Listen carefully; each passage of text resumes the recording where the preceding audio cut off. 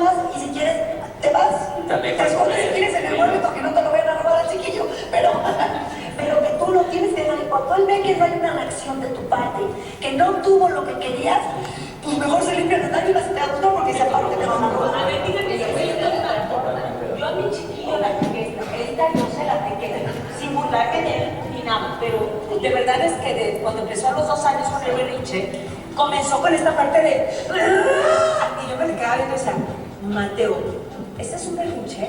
Sin reírme, decía, muchas, vengan, todas vengan, está haciendo un berrinche, pero se burlaban, pero ya llegó un momento que decía, se están burlando a mí, estas viejas locas, o no me están haciendo caso, que es un berrinche.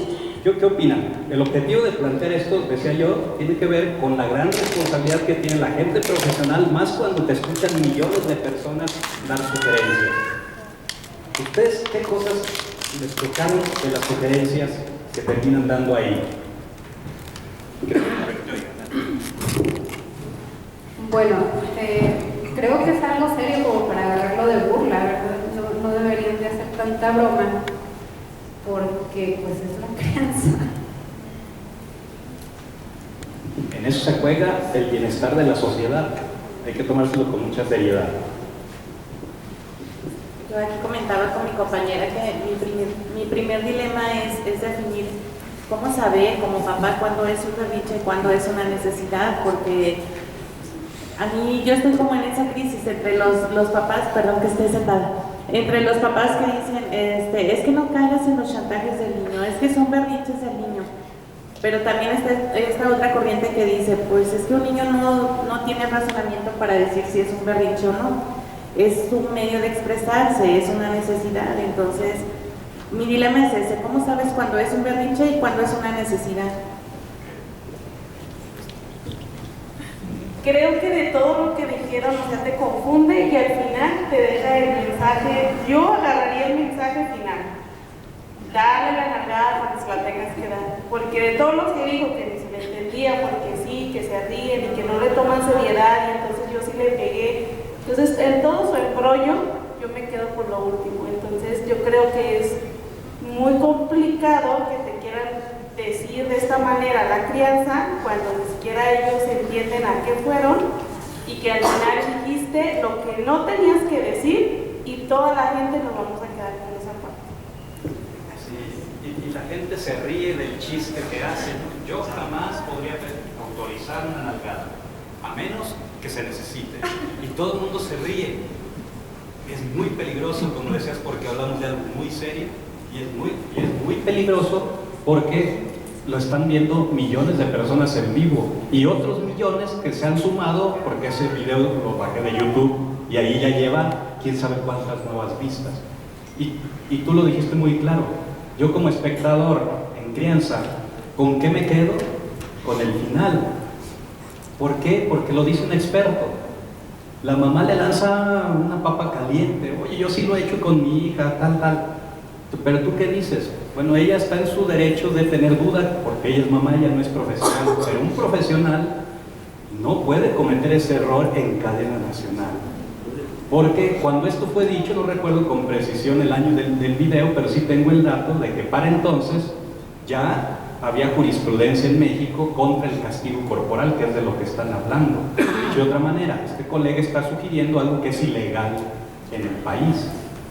De ese tamaño es nuestra responsabilidad en nuestro rol de profesionales acompañando la crianza de otras personas.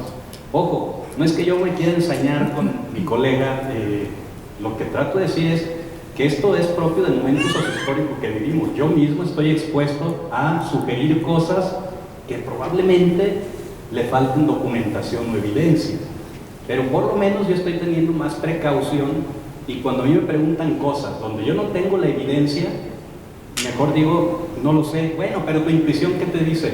No, si yo estoy en un espacio de ese tipo, yo digo, no, yo no puedo decirles desde mi intuición, yo tengo que decirles lo que dice la evidencia y lo que tú me preguntas no lo he documentado. Me lo llevo, lo investigo y si me invitan de nuevo les traigo la evidencia científica. Pero en el tema de la crianza, hoy sigue existiendo más transmisión sobre el tema basado en tradición, en intuición, que basado en ciencia. Y eso no va a ayudar a cambiar el paradigma. Quienes acompañan familias tienen que empezar a dar este salto a que lo que transmitan esté basado en evidencia. Y si no lo está, seamos precavidos. Y cuando alguien nos pregunta, tenemos que decirle, oye, no lo sé con precisión, lo voy a investigar y a la próxima sesión que tengamos te lo comparto, te lo platico. Porque sugerencias de este tipo se siguen dando muchas. Por ejemplo, en otra esfera de la vida de los bebés, muchos pediatras siguen recomendando que si quieres que tu bebito aprenda a dormir bien, cuando se despierta y llora en la noche, en lugar de consolarlo, tomarlo, ahí déjalo unos minutos llorando y verás que se va a dormir. Lo terrible es que si ocurre, llora y si deja de llorar, si se duerme, pero se va a despertar. Si tiene un mes de edad, ¿a qué hora se va a volver a despertar? En un par de horas más o menos, porque eso está mal marcado por su nivel evolutivo. Sus ciclos de sueño son muy cortos. Hay un método llamado método Stivil, que todavía sigue teniendo mucho éxito, que incluso en ese libro te dan una tablita. Dice, bueno, si se vuelve a despertar llorando, ahora no lo dejes X minutos llorando solo, agrégale un minuto más, en la idea de que él va a irse haciendo más tolerante a la frustración.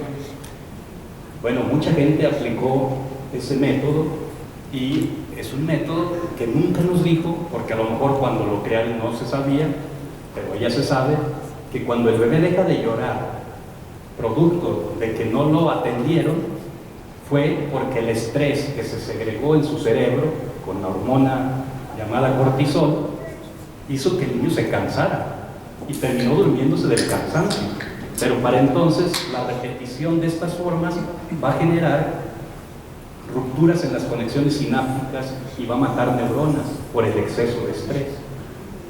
Y eso nos está mirando.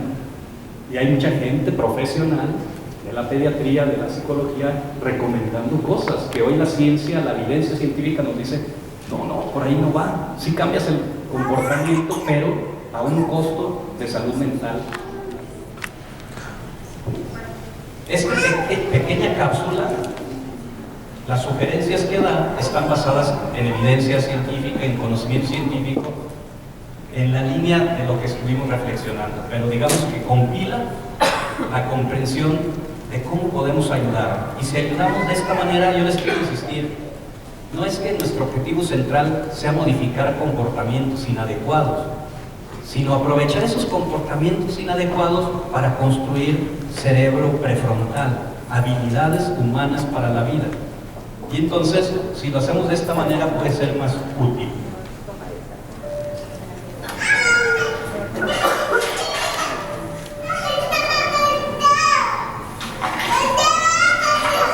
Entre los 2 y los 4 años, la mayoría de los niños y niñas hacen pataletas. Las pataletas o rabietas son reacciones emocionales intensas que tienen como base un sentimiento de frustración. Son manifestaciones habituales de esta etapa y suelen desaparecer progresivamente en torno a los 4 o 5 años. Es importante saber que las pataletas son parte del desarrollo normal de niños y niñas, pero para que no se transformen en un problema es necesario que los adultos que están a cargo de niños y niñas sepan cómo enfrentarlas de manera respetuosa y eficaz. Antiguamente se recomendaba dejar a los niños solos, mandarlos a su pieza o castigarlos cuando tenían pataletas. La evidencia científica ha demostrado que con estas técnicas los niños no solo no aprenden a calmar su frustración, sino que incluso pueden tener mayores problemas para manejar sus emociones a medida que crecen.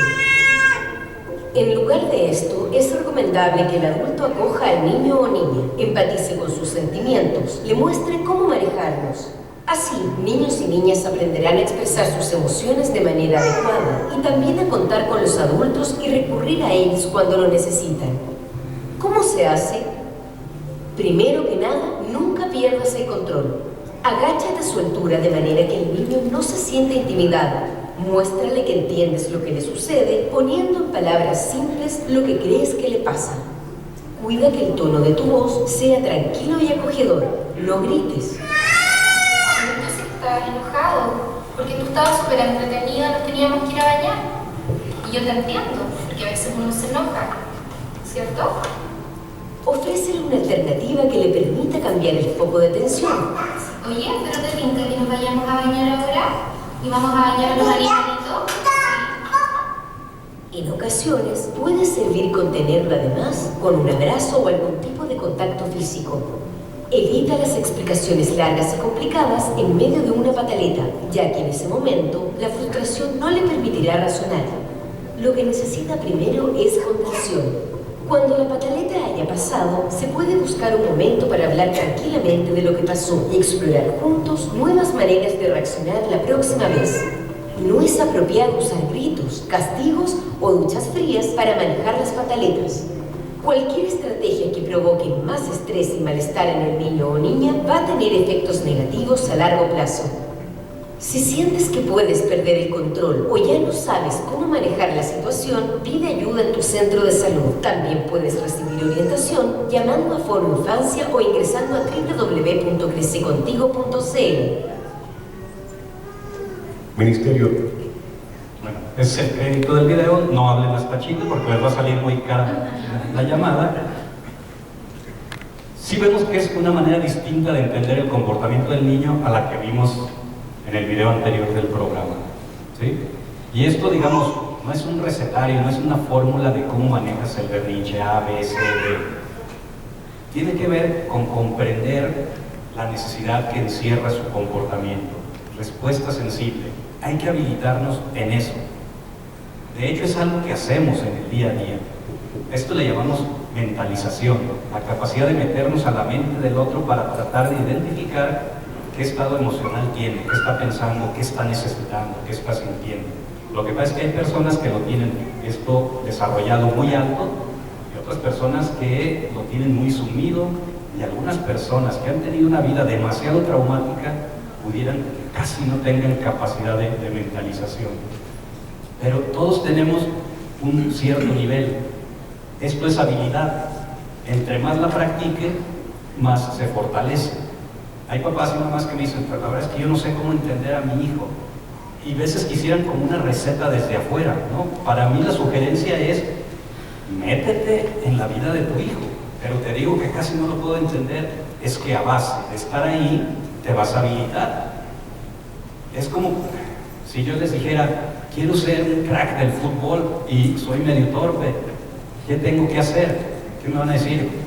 Métete a la cancha. Pero que es que soy muy maleta, soy malo para eso, ¿no? Métete, no hay de otra. Entre más intentes, entre más repitas, más vas a ir fortaleciendo y un día vas a estar muy fuerte en ello. Esta es habilidad socioemocional. ¿A poco creen que esta mamá nació sabiendo cómo leer a Emma? No. ¿Y cómo le hace para leerla también? Pues a base de estar ahí, quién sabe cuántas horas desde que nació. Y entre más estoy en la vida de mi hijo, más lo conozco, más sé qué dice su gesto, más sé qué significa. Por ejemplo, con mi hijo adolescente, yo sabía que cuando llegaba de la preparatoria, que era la hora de la comida, y entraba a la casa y dejaba su mochila en el colgada donde toca, yo decía, tuvo un buen día. Pero cuando llegaba de la escuela y dejaba la mochila aventada en el sillón, no le fue bien. Todavía había una situación todavía más difícil. Cuando llegaba y dejaba su mochila en el suelo, le fue muy mal. ¿Cómo me di cuenta de eso? A base de observar y ver la relación entre su comportamiento. ¿Por qué llevan a los niños, niñas o adolescentes a psicoterapia? Porque no lo conocen. De hecho, son las expresiones que usan los papás, las mamás. Es que trae estos comportamientos y lo desconozco, no sé, no tengo idea por qué es como es. ¿Qué es lo que un terapeuta va a sugerir? Pues conocer. La primera pregunta que es, oye, ¿y por qué no logras saber por qué hace lo que hace? Pues no sé, es incomprensible, es tal. ¿Y por qué tú crees que yo sí sé qué le pasa a tu hijo? Sí, ni lo conozco, apenas ahorita lo voy a saludar. No, pues porque tú estudiaste para eso. Sí, yo estudié en lo general, pero para saber de tu hijo, necesito estar en la vida de tu hijo. ¿Y qué es lo que uno va a hacer como terapeuta? Empezar a conocer. Y va a venir a sesiones, y la idea es saber de él, entender. Y un buen terapeuta tratará de habilitar a sus papás para que pueda mentalizar. a su hijo. Entonces, si queremos una herramienta concisa, ya se la estoy dando. Se llama respuesta sensible, que tiene 3 momentos. El primero es... ¿Lo apuntaron en su apunte? Sí, observar la conducta. Observar la conducta, porque eso es lo observable. 2, la necesidad que encierra esa conducta puede ser una necesidad de tipo fisiológico. Puede ser mi hijo de 9 años que ya empezó el calorón y me doy cuenta que casi no toma agua durante el día. Entonces está medio deshidratado, se desespera bien rápido y está muy inquieto, está de mal humor. Y es un asunto fisiológico. Pero yo necesito observarlo para darme cuenta que anda medio deshidratado porque casi no está tomando agua. Entonces, si ya identifiqué necesidad de fondo, que puede ser de tipo fisiológico, afectivo, cognitivo, puede ser moral, puede ser un valor que él todavía no ha hecho suyo, un principio que no tiene para poder decidir, o puede ser una necesidad de tipo social. Tenemos que identificar la necesidad. Y cuando ya identifiqué la necesidad, lo tercero es lo que él necesita. Contingente es importante, es cuando él lo necesita, no cuando yo tengo el tiempo para otorgárselo. Me doy cuenta que la bebé pequeñita tiene hambre, sí observé, sí interpreté necesidad, pero digo, estoy muy ocupado, a las 9 de la noche le daré su leche. No hay respuesta sensible, no es contingente, es cuando lo necesita. Esto puede aplicar con un hijo adolescente. Ya detecté que necesito un poco más atención mía, pero se lo puedo decir: oye, si tú me quieres mostrar los últimos TikTok divertidos que has visto por ahí, pero tengo todavía una jornada de 2-3 horas. ¿Cómo ves si nos vemos en la noche y lo vemos juntos? ¿Un adolescente puede tolerar esa espera? Depende, pero si lo comparamos con un bebé que no puede tolerar la espera, un adolescente ya puede tolerar la espera más larga. Contingente es eso, en función de lo que el otro necesita, no de cuando yo tengo las ganas de otorgarse. Entonces, respuesta sensible, que requiere mucho de nuestra mentalización, que es la capacidad de meterme a la mente del otro para mirarle desde adentro, y también es tener la capacidad de yo mismo mirarme desde afuera a mí mismo para saber cómo estoy ante este comportamiento inadecuado de mí.